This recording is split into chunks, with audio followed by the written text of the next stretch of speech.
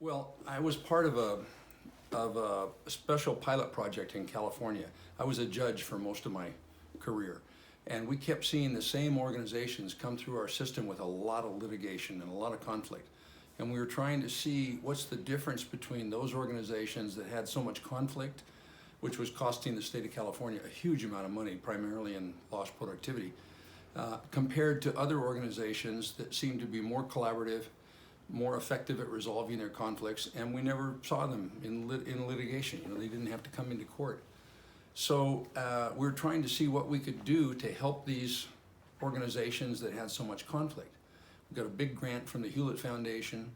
I was asked to participate in this because I'd done so much mediation. I've mediated a lot of strikes and labor disputes. And so we got this grant. We did a lot of research. We put together a pilot program to try to teach the more adversarial, conflicted groups how to be more effective at collaboration, and we were just wildly successful. Trust went up. We reduced the amount of measurable conflict by 70% in almost 100 different organizations. Saved the state of California so much money, they created a nonprofit foundation for actually making it available in other public sector organizations in California. So it was through that project that I got involved in actually writing about collaboration and studying it. But I'd been using it a lot in my mediation. I've mediated over 1,000 labor disputes. And so I was always aware of the impact of collaboration, but I hadn't studied it until we had this project. And then once that happened, I ended up writing the Radical Collaboration book after that project, and then it got translated into a bunch of languages, and my world exploded from California to the world. So that's what got me. When we first started looking at organizations and the impact that culture played on an organization, we saw a range of attitudes and behavior. At one end of the spectrum was what we called the red zone, which was a more hostile, conflicted, adversarial type of culture that didn't feel very safe for people. It was a very aggressive and people didn't feel safe there. They felt like they were being bullied. So oftentimes they just went underground. The other end of the spectrum we call the green zone, which is a more collaborative, more effective, more supportive, cooperative type of culture, where people are more supportive towards each other. And those were the two extremes. Now, we rarely see an organization that is pure red zone or pure green zone. It's often pockets of this and pockets of that. And there are, in the most collaborative green zone culture, there are people that get defensive and have fights and all that kind of stuff. And in the most hostile, adversarial, conflicted and red zone environment, there are people that work well together and get along, But those were sort of the extremes of the cultures that we saw. And the green zones organizations, there's been a lot of research showing just over time will pretty consistently outperform the red zone organizations by a massive amount.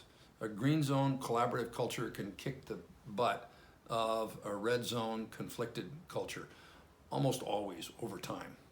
Now there are exceptions to that, of course, but they tend to be the exceptions.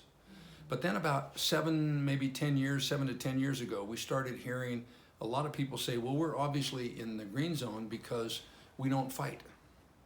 And they assumed that if they weren't engaged in open warfare, they were being collaborative. But really what it was is they were just being more passive, conflict avoidant, a version of the red zone, which now we call the pink zone.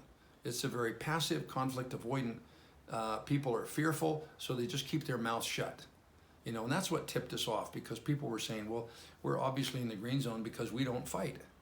If there's a problem, I just keep my mouth shut. I keep my eyes down and my mouth shut.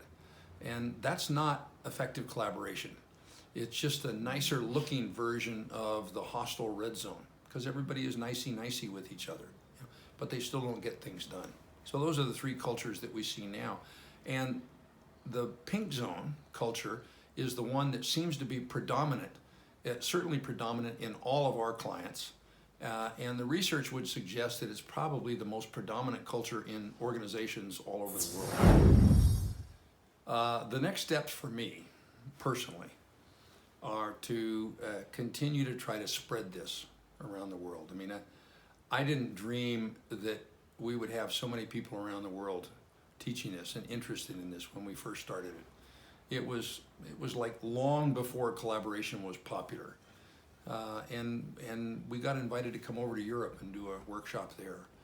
And people were very interested, you know, and then it sort of took off there, and now it's taking off in Mexico. Mexico is the fastest growing market that we have right now. And so for me, my next steps are to do what I can do to support the growth of that, because I see all of these people going out teaching these new collaboration skills, and I can see the impact that it has on an organization. You know, it can spread through an organization and transform an organization in a fairly short period of time. So we want to get I've just written the second edition of Radical Collaboration, the book. We want to get that translated into Spanish. I've got to update the leader's guide and the workbook itself from the workshops. I give a lot of speeches. I teach in some high-end leadership programs to try and keep it alive within the organizations. So it's just a question of what I can do to foster growth of the concepts throughout the community. And that's my next step. Beyond that, I probably have fewer goals than I've ever had in my life. I've been very goal-oriented in my life, and right now I've sort of let go of most of them and just put in support. So I mentioned spreading this, that it's growing in Mexico, for example. What spreads it is if we get more and more trainers, more and more people within organizations that are interested in having an impact on their organization. So we're doing trainer certification programs as well. And for example, in Sweden, a population of 9 million people, we have 230 certified trainers. In Mexico, we probably have 14 or 15 right at the moment, and that's probably going to double within the next year, and then double the year after that. So that's how it's going to grow. And in the trainer certification program, we call it an RCTC. What we do is we teach people how to teach the collaboration skills, how to teach the Radical Collaboration Workshop. And so that's the biggest growth tool that we have right now, getting more people trained to teach and having, you know, it's like throwing a pebble in the water. You know, the rings go out and they keep on going out and farther and farther. So that's what I'm interested in.